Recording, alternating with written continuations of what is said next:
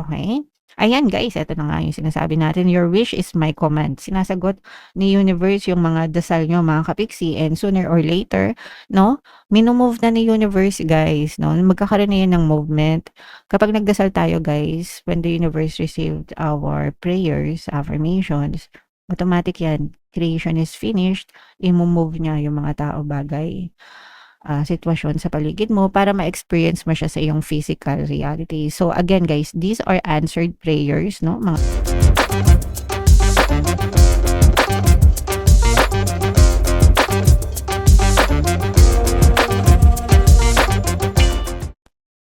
Hello guys, hello Leo, welcome back to Pinoy Pixie Tarot. Ang pamagat ng episode natin for tonight is monthly check-in para ngayong um,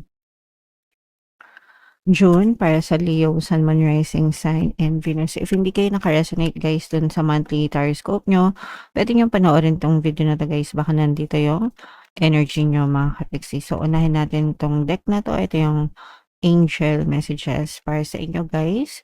So, yung first message natin, responsibilities, obligations mga kapiksi, no? For some of you, maaaring nahaharap kayo sa sandamakmak or madaming responsibilities.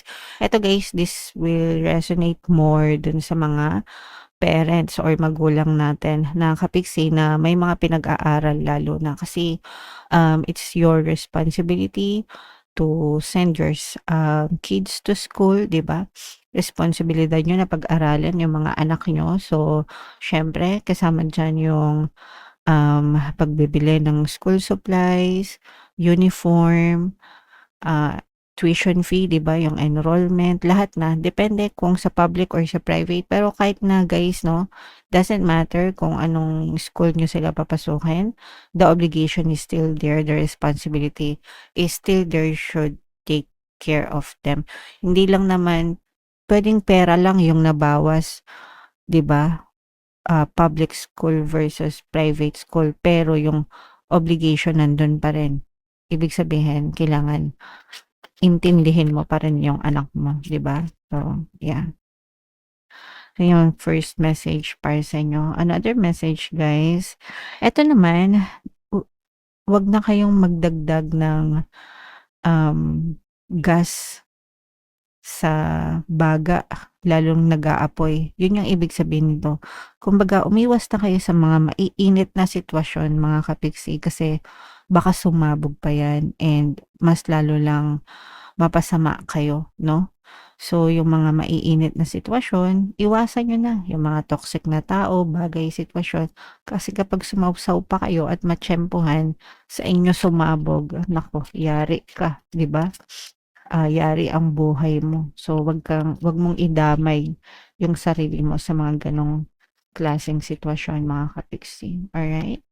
Okay, and another message para sa inyo, guys. Ito, you should align yourself with the source, with the divine source, with the universe.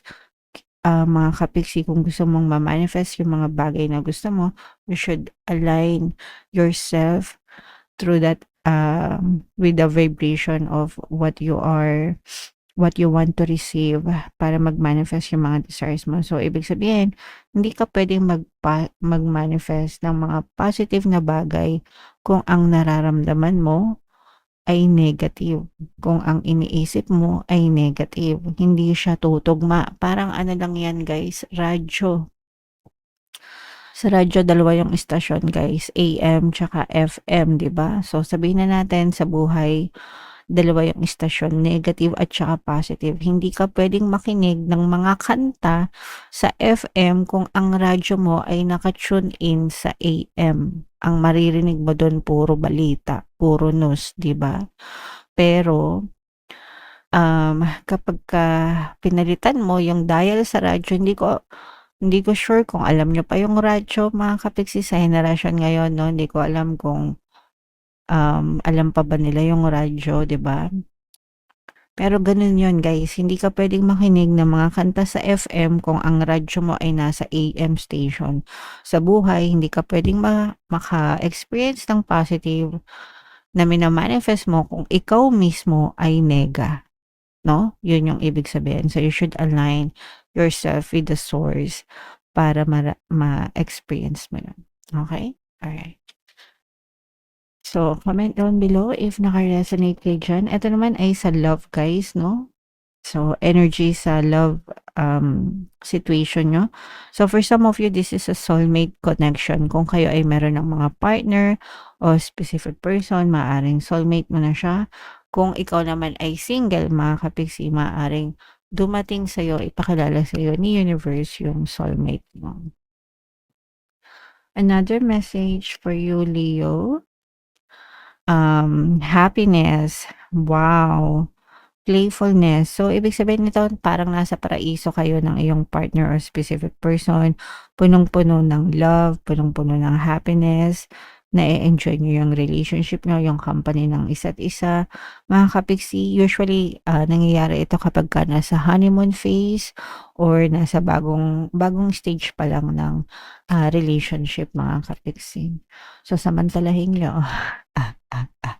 Habang masaya pa kayo. Okay. Alright, and yung next message natin guys. So ito naman, for some of you, pwedeng hiwalay na kayo pero nasa stalking stage, no? Hiwalay na pero ini-stalk pa, chine-check pa yung mga SOCMED accounts, hindi ba maka-move on mga kapiksi? Yung iba naman sa inyo, pwedeng crush pa lang, no? Ini-stalk palagi yung SOCMED, tinitingnan ko ano yung ginagawa, palagi nagla-like, nagko-comment, no? Tinitingnan kung pwede, 'di ba? Parang gano'n mga kapiksi. Alright? Okay, so yeah. Comment down below kung saang message kayo naka-resonate diyan. So ito yung ating deck guys, shuffle natin 'to, hanapin natin yung energy ng Leo. Habang sina-shuffle ko 'to guys, panoorin niyo muna yung video natin regarding sa ating paano manifest ng abundance video course. Kapiksi, sawa ka na ba sa mga struggles at hirap sa buhay mo? Masipag ka ba at masikap sa buhay ngunit hindi ka pa rin umaasenso? Ilang beses ka na bang nag-attempt mag-negosyo at mag-invest pero palagi ka pa rin nalulugi? Sa pagkakataon na ito ay maaaring may subconscious beliefs ka na nagiging balakid sa iyong pag-unlad at pagyaman. Introducing, paano mag-manifest ng abundance video course. Dito ay matututunan mong ma-overcome ang mga balakid mo para tuluyan ka ng umunlad, umasenso, sumagana, maging matagumpay, successful at maswerte sa iyong kabuhayan, pera, trabaho, negosyo sa lapi at kaperahan ng bonggang-bongga. Dali, mag-send na ng email sa pinoypixie@gmail.com at simulan na ang iyong pagyaman ngayon. Alright, so sa lahat ng gusto mag-avail ng course guys, meron tayong paano mag-manifest ng abundance video course, paano mawala ang third party at magkaroon ng harmonious na relationship, paano pabalikin si ex vice breakup. Sa mga interesado guys, mag-send lang kayo ng email sa pinoypixie@gmail.com. And sa mga naghahanap ng pampaswerte guys, meron tayong money shaker jar. Ito yun guys, no? Super liit na bote, pero super effective, super powerful. At saka ito guys, so sa mga gustong swertehin, ito yung ating WhatsApp number, chat nyo lang ako dyan, mga kapiksi.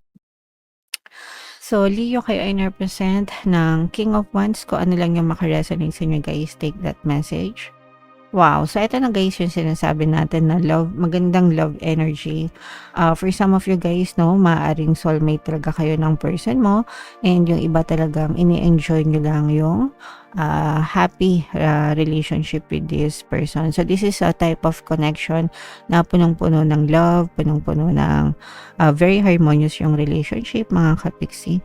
TLC guys, no, tender love and care. So, sabi ko nga kanina, samantalahin nyo guys. Samantalahin nyo habang masaya pa kayo. Okay? Alright. And ito naman guys, this is collaboration, no? So, for some of you, maaari kayong maka-experience ng collaboration. Pwedeng collaboration sa trabaho wherein nagtutulong-tulong kayo.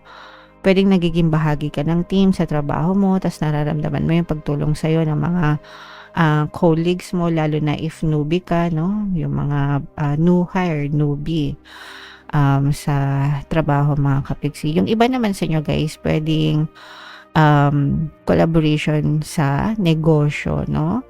And parang natututo din kayo, lalo na kung meron kayong bagong tinatahak. So let's say for example, nagko-content creation ka, gusto mo mag-monetize yung Facebook mo or itong YouTube channel mo, parang meron kang mga nakakausap ng mga kapwa content creator din, nagtatanong ng mga tips ganyan on how to grow your channel.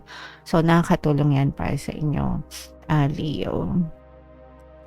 And ito naman ay mga new opportunities guys, no? Pagdating sa pera. So, maaaring may mga bagong opportunity na dumating sa inyo guys. Pwedeng trabaho, negosyo, side hustle, investment, whatever. Pero, bagong form ng pagkakakitaan mga kapiksi. So, pag-aralang mabuti guys para to ensure na kung para sa inyo talaga guys. Okay? And ayan guys, ito talaga yung nakikita natin na magiging very busy. So, ang nakikita natin dito guys, although meron tayong love energy, pero mas focus kayo sa money energy guys, no? So, pagkakakitaan. So, dito talaga parang binubuhos nyo yung attention nyo on how to grow your money mga kapigsi. So, mas gusto nyo pa na mas lalong mag-grow yung inyong kaperahan guys. Okay?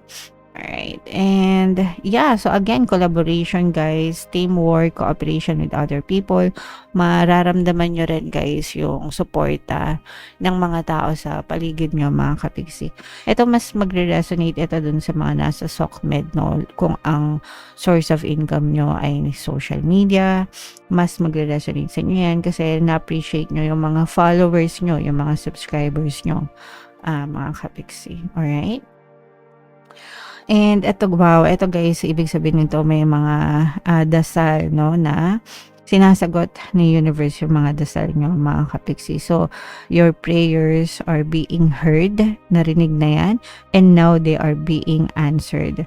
So, mararamdaman mo one of these days na nagmo-move, no, yung mga tao, bagay, sitwasyon sa paligid mo bilang bahagi ng sagot sa mga dasal mo. Leo. So, maging ready ka dyan. And ito naman guys, ibig sabihin for some of you, maaari kayo may makita or mahuli ng mga malalaking isda guys, mga bagong opportunity. Sabi ko nga sa inyo guys, maaaring may mga bagong opportunity sa inyo sa pera and these are big opportunities guys, no? So, yun yung nararamdaman natin. Parang tiba-tiba kayo sa mga bagong opportunities sa buhay nyo that will make your life more strong mga kapiksi. Okay? Ayan guys, ito na nga yung sinasabi natin. Your wish is my command. Sinasagot ni universe yung mga dasal nyo mga kapiksi and sooner or later, no? Minumove na ni universe guys, no? Magkakaroon na yan ng movement. Kapag nagdasal tayo guys, when the universe received our prayers, affirmations, automatic yan. Creation is finished, i-move niya yung mga tao, bagay, sitwasyon sa paligid mo para ma-experience mo siya sa iyong physical reality. So again guys, these are answered prayers, no? Mga sagot sa dasal nyo. So maghanda kayo guys kasi talagang mararamdaman nyo yan, mga kapiksi. And another, ayan na. Ito na nga yung sinasabi natin na very harmonious yung relationship, guys, no? So, pagdating sa relationship, actually, guys, tiba-tiba kayo pares. Puro positive. Ito, walang halong negative. Pagdating sa love, pagdating sa pera, guys, parehas, no, na super blessed kayo. Very harmonious yung relationship nyo, guys, no, talagang mararamdaman mo yung pagmamahal, connection sa isa't isa, and pagdating naman sa kaperahan talagang, at saka sa kabuhayan talagang, tinutupad ni universe yung mga hiling mo, yung mga dasal mo, at saka magandang energy pagdating sa pera, guys, okay? Alright, so yeah, walang tapon dito guys, i-mind nyo na lahat yan.